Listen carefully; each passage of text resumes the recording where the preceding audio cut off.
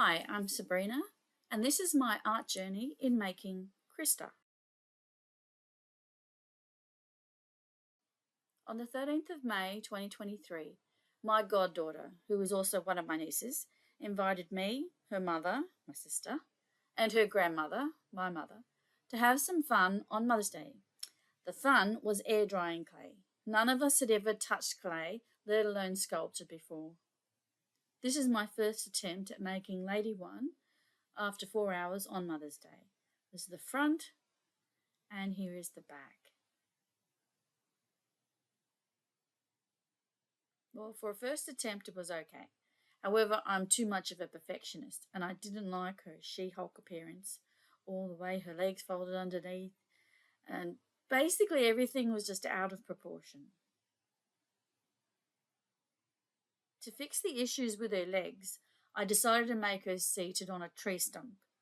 My intention was to make Lady become Krysta, one of the female characters from my Houkura novels, and the scene would take place in a forest after she had had a shower.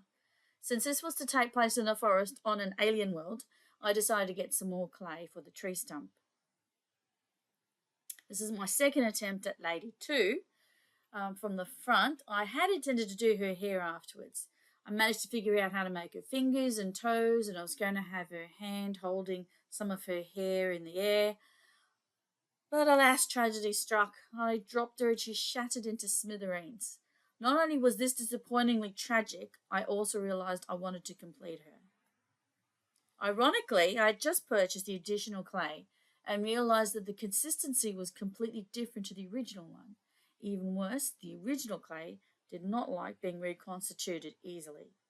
Since my intention was to make the lady seated on a tree stump, I repurposed Lady 2 into the tree stump. It was just easier. I even took some time to make some mushrooms and some plants, even work on some tree rings, and I was going to put a hole in the bottom of the tree stump so that potentially there could be some animals on there. I did make some animals, but I ended up using it in a different project instead.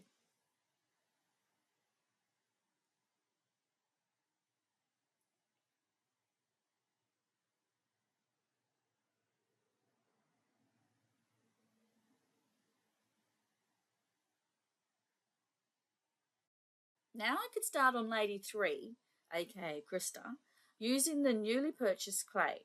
My intention was to build her body first, paint her, and then add the clothing in layers.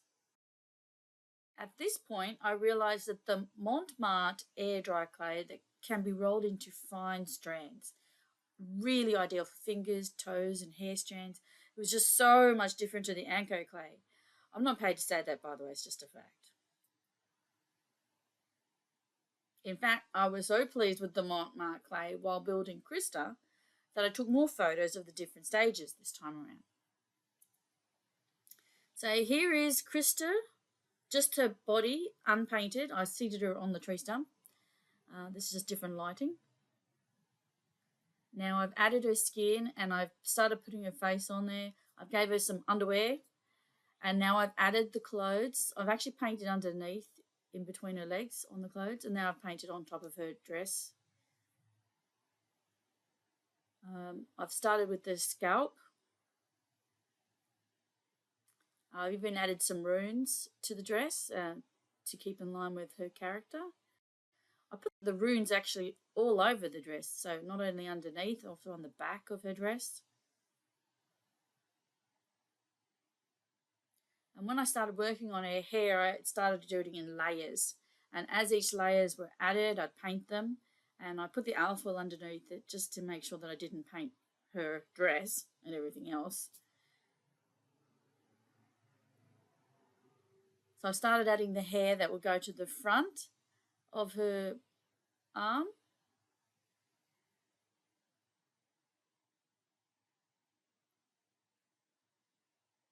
And now I've started adding the hair that's going to be held in her hand.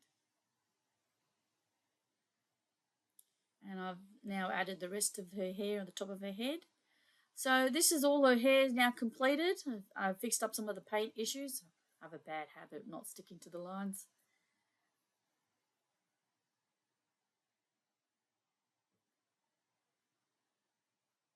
Since no woman would ever sit directly on a tree stump after showering without something underneath, I mean, all those splinters and dust, I added a cloth underneath.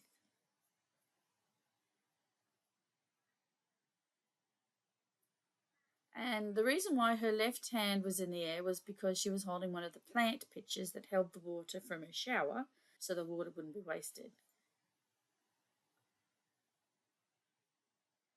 So here's the final version. Now you can't get much out of a photo, so here is video instead.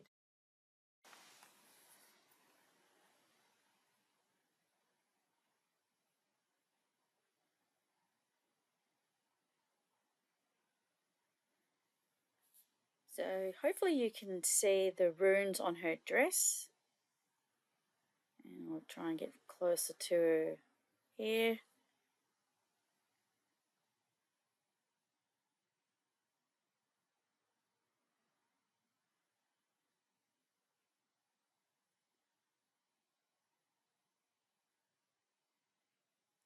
And the water inside the pitcher there is actually made of the varnish. I've added some blue colouring to the varnish. It's actually transparent.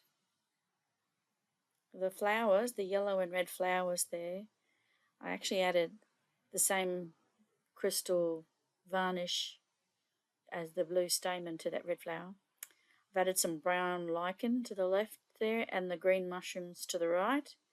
It's supposed to be glow in the dark green. I haven't actually seen it glow yet, but anyway, it's a nice colour.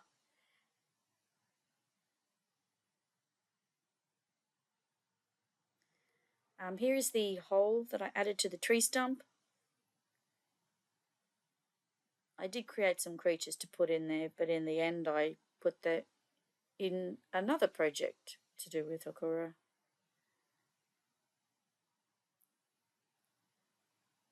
And also there's some green leaves, that's the natural debris. So here's a close-up yet again of her hair and her hand.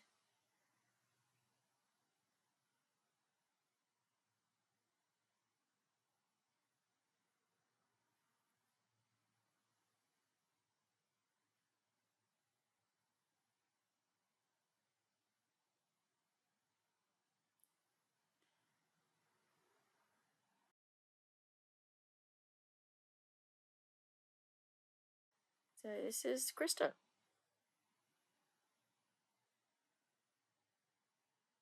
Thank you.